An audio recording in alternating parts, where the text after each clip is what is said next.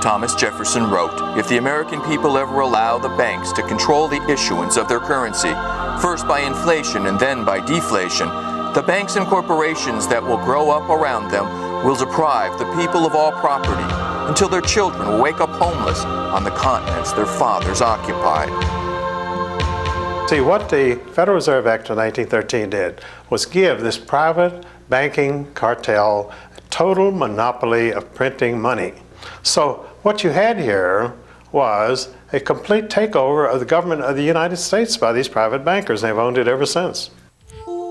100 years after Jefferson, Abraham Lincoln was pondering the same issues when he said, "The government should create, issue, and circulate all the currency. Creating and issuing money is the supreme prerogative of government and its greatest creative opportunity. Adopting these principles will save the taxpayers immense sums of interest, and money will cease to be the master and become the servant of humanity." Every $100 bill which the Federal Reserve System prints and is sold to the United States at full face value represents a $100 loan. Even though the government pays for it, they still pay interest, and it becomes, that's what your $4 trillion debt is, are the Federal Reserve notes. What do the fears expressed by Jefferson and Lincoln have to do with today's murmurings about something called the New World Order? And incidentally, it was Woodrow Wilson who first proclaimed the New World Order. It was the creation of the Federal Reserve that put the cap on this whole revolution, because that's what it was. It was a revolution that overthrew the traditional American system, the traditional government of the United States. There is a controversy raging everywhere in America today. Everywhere, that is, except in our major media. A controversy that goes to the very heart of who we are. Are we citizens of the greatest democracy on the face of the earth? Are we captains of our own fate? Or are we merely pawns in the geopolitical strategies of shadowy international financiers? Financiers that may even control our own Federal Reserve. Do groups like the Bilderbergers, the Council on Foreign Relations, the Trilateral Commission, and the Federal Reserve control what happens here in America? Tonight we're going to see some evidence that they might. Tonight we're going to see some evidence that there may just be masters of the universe. Tonight we will visit the scene of a crime so perfect that for almost 30 years no one knew that it had even taken place. The secret birth of a criminal conspiracy to rob not just one, but each and every bank vault in America, all at the same time. And in between, we've got wars, assassinations, and Martians. In fact, if it weren't for the Martians, you might have heard about this mother of all conspiracies long ago. At precisely 8 p.m. on the evening of October 30th, 1938, the Mercury Radio Network interrupts the music of Ramon Raquello and his orchestra for a special news bulletin. A huge flaming object believed to be a meteorite fallen on a farm near Grover's Mill, New Jersey. Moments later comes a correction. It's not a meteorite, no, but incredibly, Martian cylinders falling all over the country. The famous War of the Worlds broadcast has begun. Welcome to California. With its terrifyingly real descriptions of an invasion from Mars, and before the night is out, 1 million people will run panicked into the streets. But what has been, for almost 50 years, a closely guarded secret is this. Orson Welles' broadcast was no mere show business stunt. It was an experiment in fear, a psychological warfare test conducted for the Rockefeller Foundation. And when the results were published 2 years later, they were available to only a few well-chosen people. An elite whose very existence is denied in our mainstream media, who, safely hidden behind the curtain of history, may be pulling the strings of our government, our press, and even our Federal Reserve, may indeed be the masters of the universe. When you wave the white flag, you want to be friends? Hey there! Open up! Come on out! We're friends! Yeah?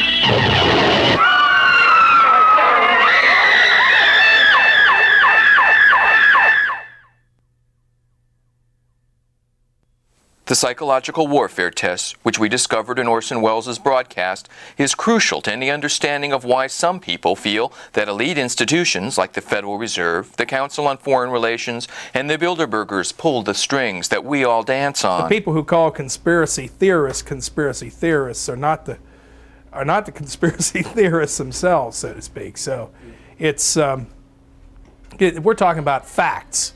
We're talking about facts here. The Bilderberg Group does exist. The Federal Reserve does exist.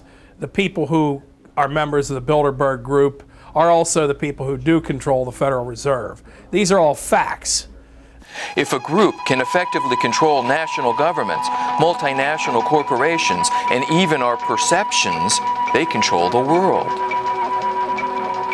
But the real founder, I believe, of the Bilderbergers was another man that I met through Jack Hines, C.D. Jackson.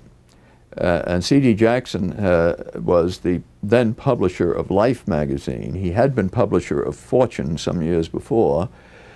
And in between, he, for 4 or 5 years, was the equivalent of being the head of the National Security Council in the White House under Eisenhower. He was the chief of psychological warfare.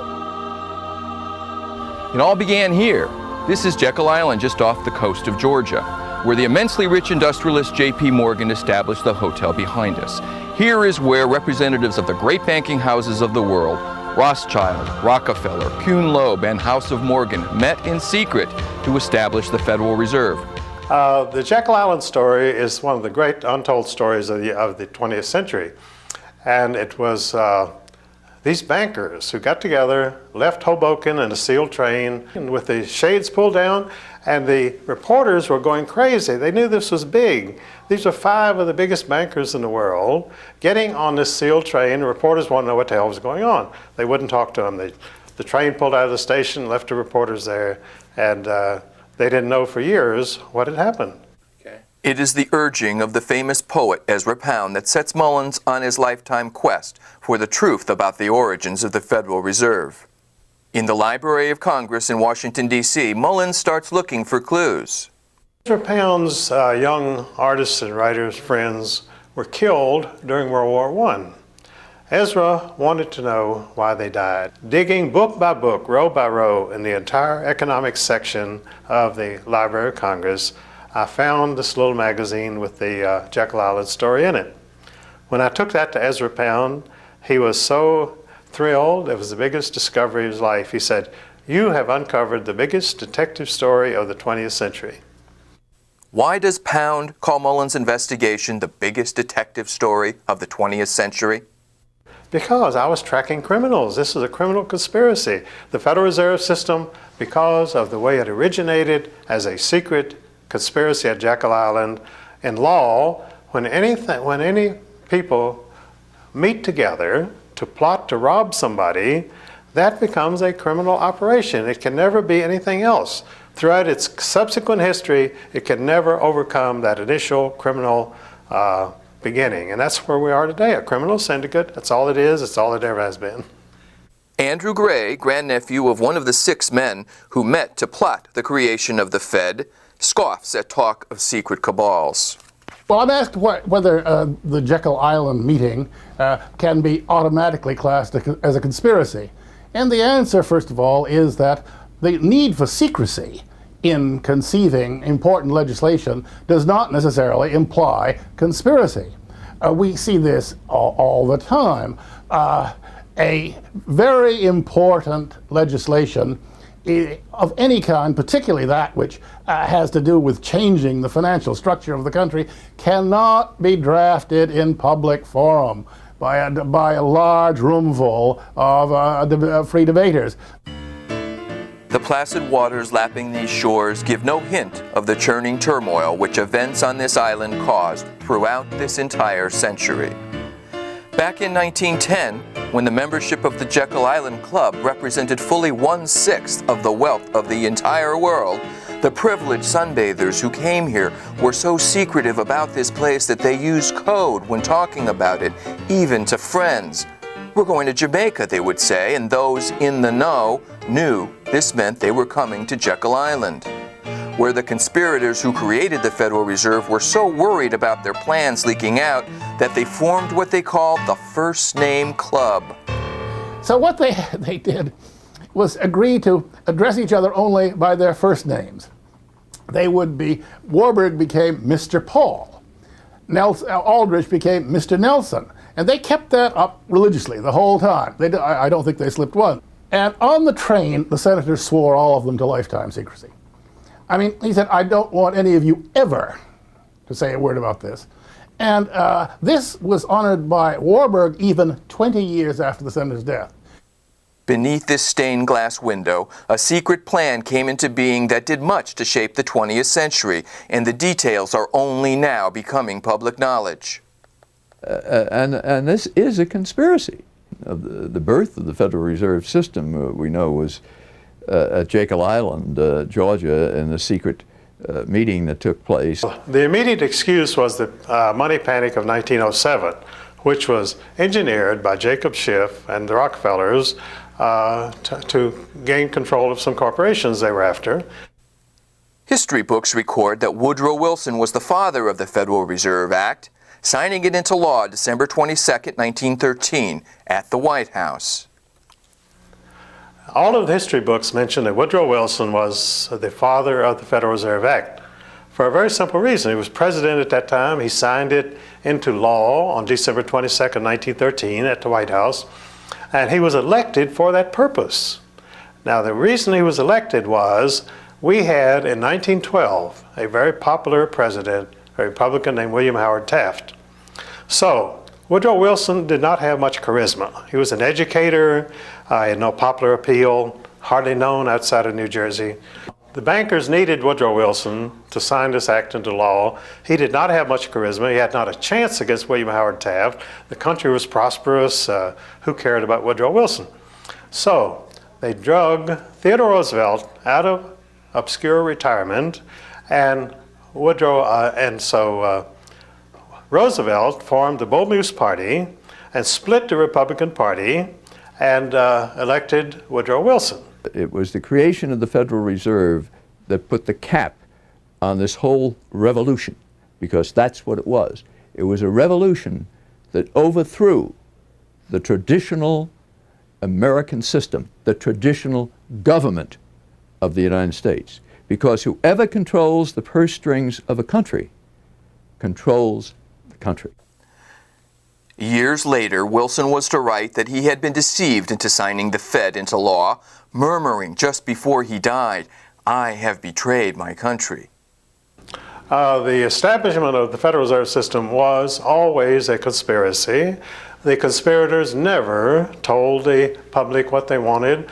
They said, we're going to give you banking reform. We'll give the farmers credit. There will be no more bank failures in the United States. Well, you know what a laugh that was after 1929. Indeed, the Federal Reserve actually caused the Great Depression, according to no less an authority than Nobel Prize-winning economist Milton Friedman, by deliberately reducing the amount of money in circulation. Less money, less work, less food, more misery. And prominent Congressman Louis McFadden agreed, saying it was a carefully contrived occurrence of the international bankers sought to bring about a condition of despair so that they might emerge as rulers of us all. And Franklin Roosevelt's own son-in-law called the Depression the deliberate shearing of the public by the world money power, triggered by the planned sudden shortage of call money in the New York markets. Insider Joseph Kennedy's wealth grew, for example, from $4 million in 29 to over $100 million just 4 short years later. But then, as now, America's press failed to tell us what was happening. These scenes of unrest in America have never been seen before. Cameramen could shoot them, but the newsreels wouldn't play them.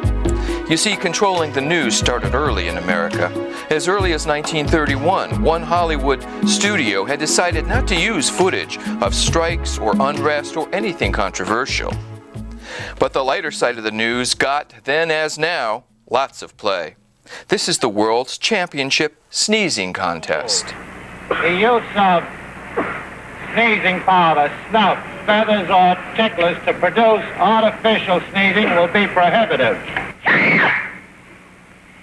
Populists from William Jennings Bryan to Father Charles Coughlin weren't afraid to speak the truth. May I remind our president with all due respect that not one of these soldiers cast a ballot on that fateful Good Friday night in the spring of 1917 to force a peace-loving nation like ours to take up arms for the profiteers and the exploiters of mankind.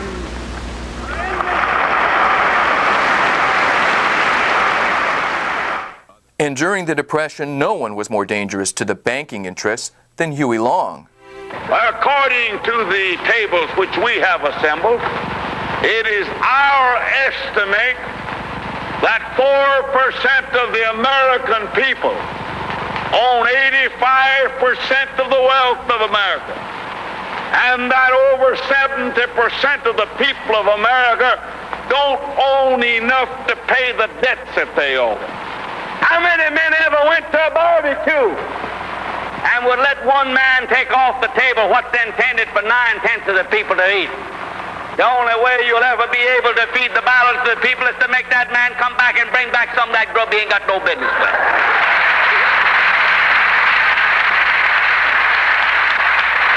Now, how are you going to feed the balance of the people? What's Morgan and Baruch and Rockefeller and Mellon going to do with all that grub? They can't eat it. They can't wear the clothes. They can't live in the houses. Give them a yacht. Give them a palace. Send them to Reno and give them a new wife when they want it, if that's what they want. But assassination as a tool of political policy was something this banking crowd apparently knew well, even in the 1930s. I thought cash is cash, and how can a dollar bill be an interest-bearing vehicle? But they all are interest-bearing currency. And you see both John F. Kennedy and Abraham Lincoln were murdered because they went to the Treasury and started printing non-interest-bearing currency, the greenback notes. And they were immediately killed because the bankers didn't want to lose these billions of dollars of interest. Did the creation of the Federal Reserve represent a government takeover of the United States by shadowy international financiers? Certainly the Fed was designed to protect somebody's interest, but whose? Of the banking, the international banking community, not the American banking community. It was the international banking community. The Morgans were an international family. The fortune had first been made in England, and then they transferred their operation here. But they were allied with the Rothschilds and others in England, and these were the people who drafted, one of their agents drafted the script for the Federal Reserve, Paul Warburg. And incidentally, little known, is that Paul Warburg's brother was the chief of imperial intelligence for the Kaiser, all during World War I, while Paul was running the Federal Reserve. He was the vice chairman of the Federal Reserve. The international character of the Federal Reserve has its defenders. There has been, in the last 30 or 40 years, a much greater international flavor to the activities of the Fed because the banking system has become global. And you could no longer regulate the U.S. banking money supply by simply doing via the domestic Federal Reserve banks. But critics point to a famous statement in the early 1800s by Nathan Rothschild to support this claim. If I can issue the money, I care not who makes the laws, because you always buy the lawmakers, and the lawmakers are for sale. So if you have the money, you can get any law passed you want. So who do you care whether Bill Clinton is president or who is senator from New Jersey? It doesn't make any difference because you write a check and you get another senator. Nathan Rothschild in 1820 might have had more right to say that than any of his successors. The statement is more or less absurd. The Federal Reserve does not control the money supply. The Federal Reserve influences the money supply. But the stickiest question in this debate is this: just who owns the Federal Reserve? Well, the City of London set the whole thing up. J.P. Morgan was simply an agent of the Bank of England when he organized this meeting down in Jekyll Island, Georgia. And the Federal Reserve Bank of New York, the stock is principally owned by 5 merchant banks in London chartered by the Bank of England. So you see, every decision of the Federal Reserve Bank of New York comes out of London. So then, who owns the Bank of England? Yes, the Queen of England was one of the original shareholders of the Bank of England. There again, you had another monopoly. Most of the original purchasers of the Bank of England in 1694, their families have owned that stock ever since. And it's a monopolistic oligarchy of dynastic families. Some of these families go back 5,000 years. These are not Johnny-come-latelys. These are not nobodies. These are real families. Hate mongers like Adolf Hitler used the term international financiers to spread anti-Semitism. Are critics of the Fed alleging it's a Jewish conspiracy? No, not really. It's not Jewish at all. The Jews have been what Lyndon LaRouche calls the Hofjuden, the court Jews.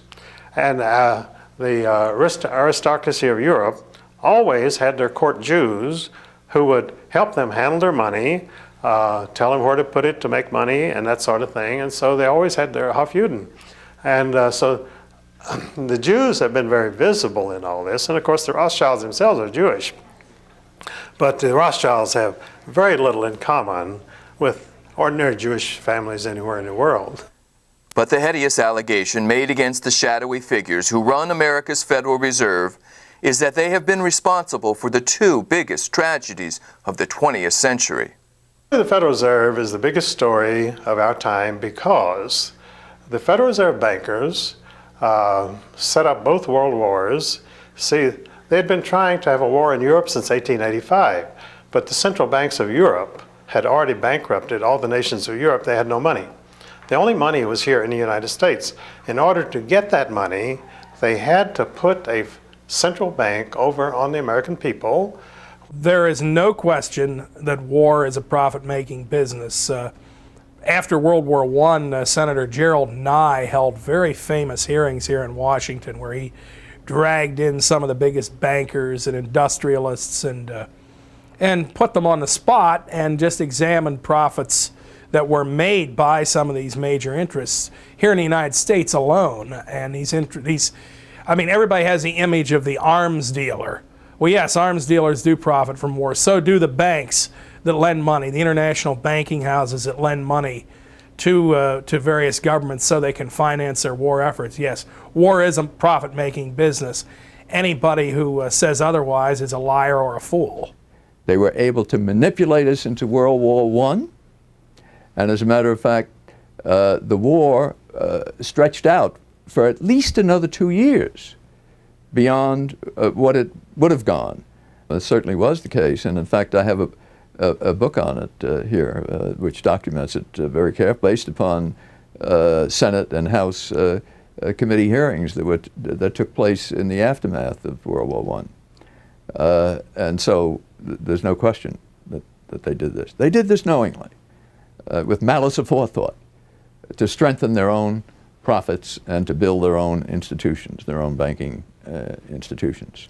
Well, many people believe that wars, and I'm really among them, I have to say, many people believe that virtually all of the wars of this century, the major wars, the not so major wars, have been caused for a purpose, that they have been caused for reasons to benefit small financial groups, such as in particular those that move in the sphere of influence of the Bilderberg and the Trilateral Commission. And that while we were told that we were fighting to stop communism in Vietnam, we fought for how many years in Vietnam and nothing happened there. But there are a lot of scholars who've looked into Vietnam and they can find traces of oil and traces of gold and traces of drugs and all sorts of other commodities that have been traded behind the scenes by the people controlling that war. So just take a look at Vietnam alone, and there's much more to the story than has been told to the American people or to the poor beleaguered people of Vietnam.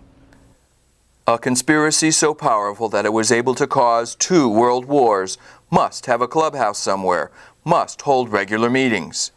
And if you've never heard of the club called the Bilderbergers before, it's for only one reason: they haven't wanted you to know. The first meeting took place under the chairmanship of Prince Bernhard of the Netherlands at the Bilderberg Hotel in Oosterbeek, Holland. Ever since, the meetings have been called Bilderberg meetings.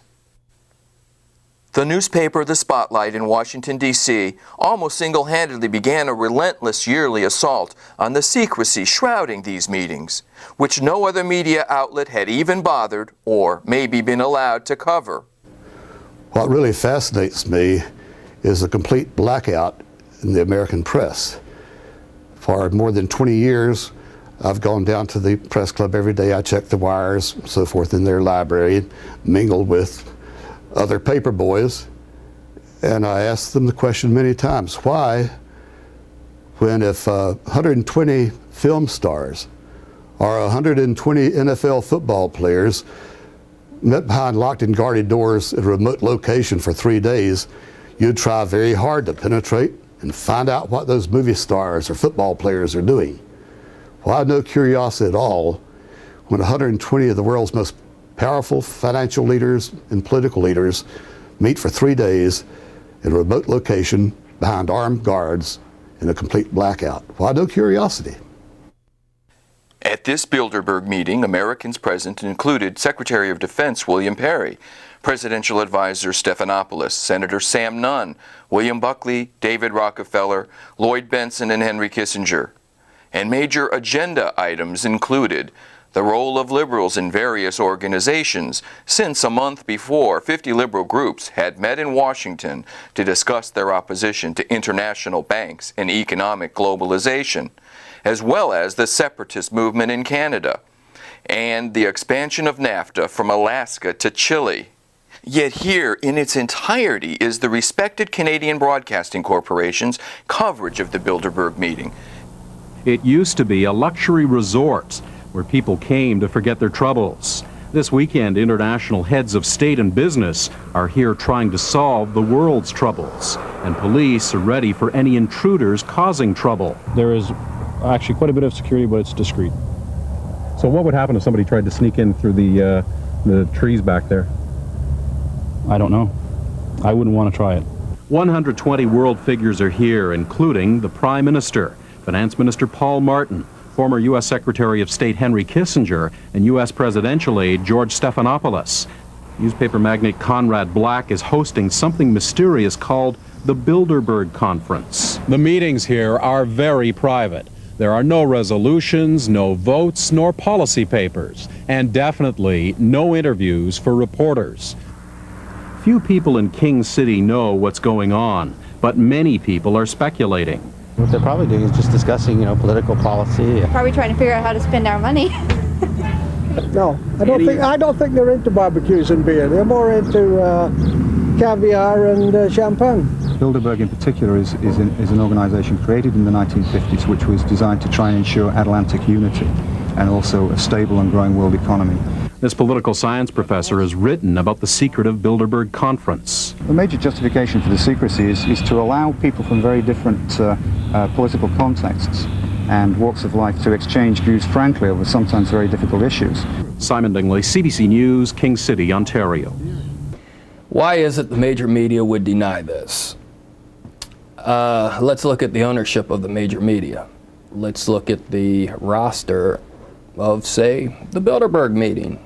Katharine Graham owns the Washington Post Country. Katharine Graham has been to the Bilderbergers. Conrad Black, one of the largest media barons in Canada and Europe. Conrad Black has not only been to these meetings, but he has hosted the meeting just a few years ago. And this is a conspiracy, because every year they meet in secret. The press never reports on it, even though people like Katharine Graham, the longtime publisher, owner of the Washington Post, has been to almost all the meetings, even though representatives of the New York Times have been at all the meetings. The Wall Street Journal and the other top newspapers in Europe and Japan as well. And there is an absolute news blackout. There is never anything reported in any of those papers.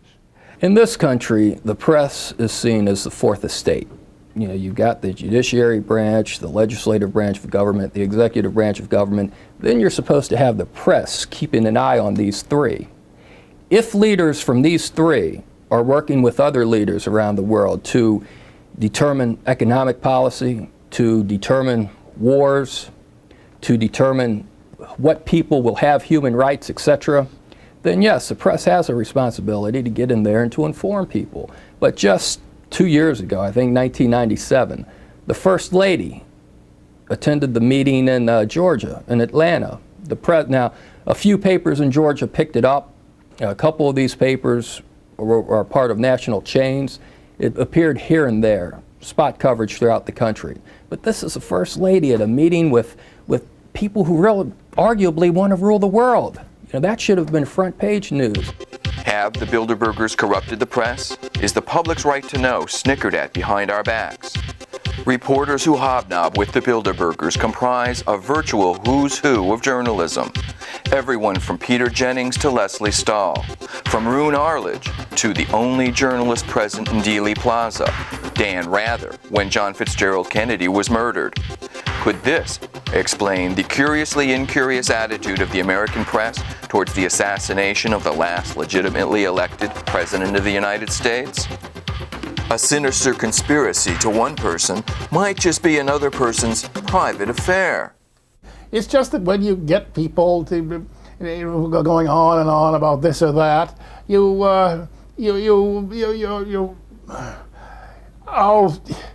it just isn't what a club is supposed to be.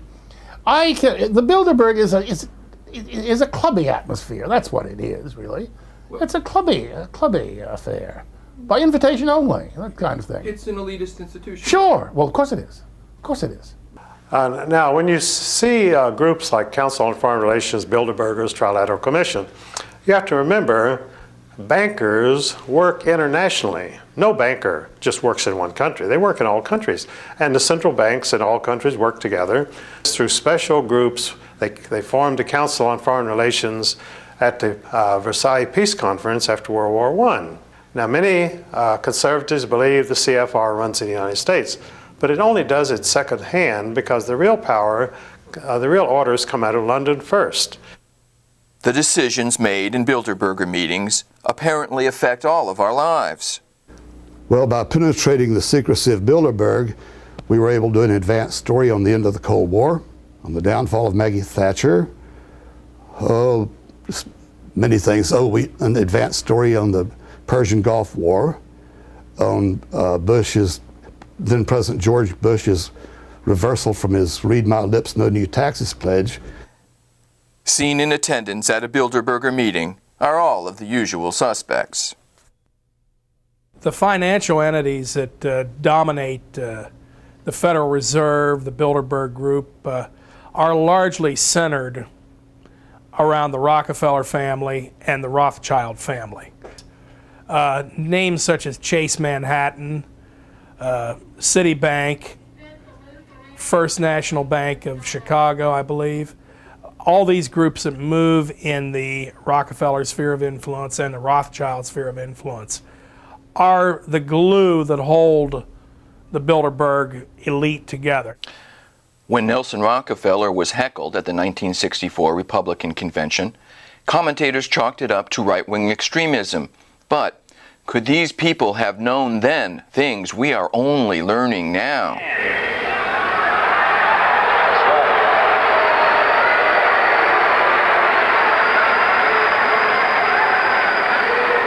Their tactics have ranged from cancellation by coercion of a speaking engagement before a college to outright threats of personal violence.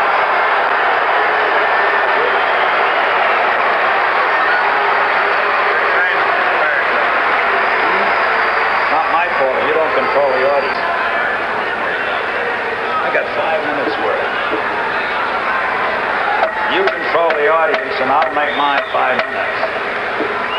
Most troubling of all is the evidence that these secret elite meetings may even choose our presidents.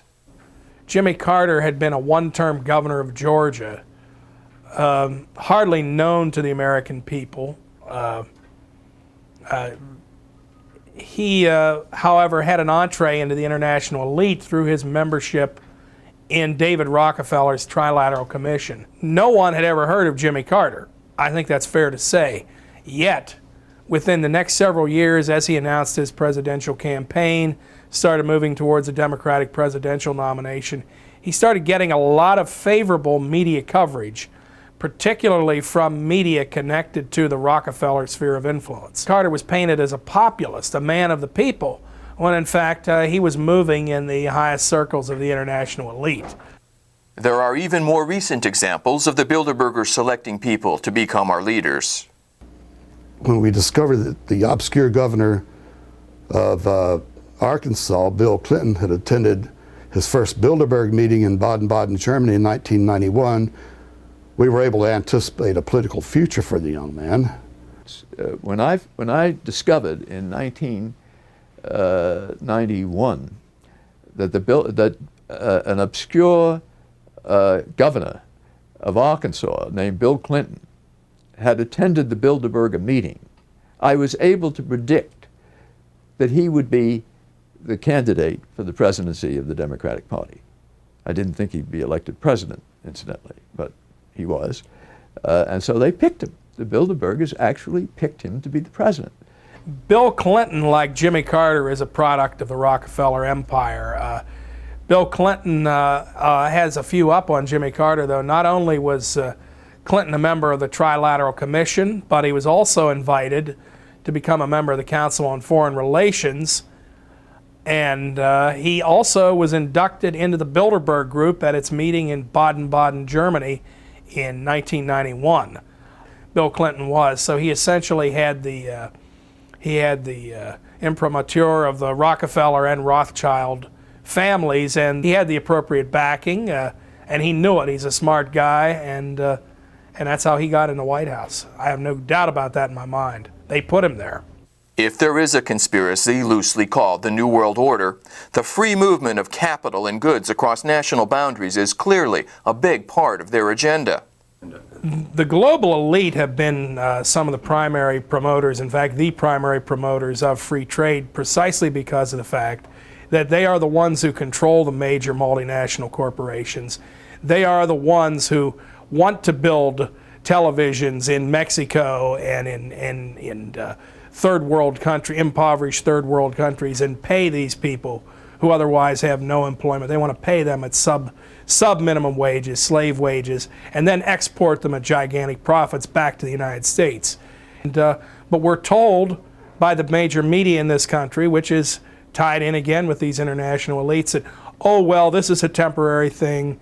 It really is good for America. But it's not good for America. Look at anybody who's lost their job. Look at how their family suffers. That's the Bilderberg Group at work. That's the Trilateral Commission. That's the Federal Reserve, all these elite groups that they're benefiting, but the average American isn't. Critics of the American CIA have long accused it of operating not in the best interests of Americans as a whole, but of being a virtual private army for multinationals, as well as being heavily involved in the drug trade. Could they be actually working for this sinister conspiracy? These families have been mostly in the banking business for at least 500 years, most of them. And they're always in international trade, because being in the banking, you can finance foreign voyages, trade in spices and whatever you want. And so as bankers, they became traders, and they get richer and richer and richer. They were in the slave trade, they were in the opium trade, because these people are not interested in 5% a year return. They want 1,000% a year return. And to get into those things, you need to get into gold, slaves, drugs. That's where the big money is. We are back to our initial question. Are we citizens of a great democracy, or is something more sinister at work? Is there anything wrong with the best and the brightest controlling our country? What's wrong with an elite ordering world events? There's a lot of things wrong with that. The American people, at least, have always been told that they control their own destiny through their elected representatives. But when you find their elected representatives attending secret meetings with some of the wealthiest bankers, industrialists, behind closed doors, surrounded by armed guards who will not let the general public in, and they're making decisions that affect the future of the American people and the people of the world, then there are legitimate questions as to why this elite should be able to dictate things. Are international financiers in control of our lives? Are they the masters of the universe? Well, they print the money.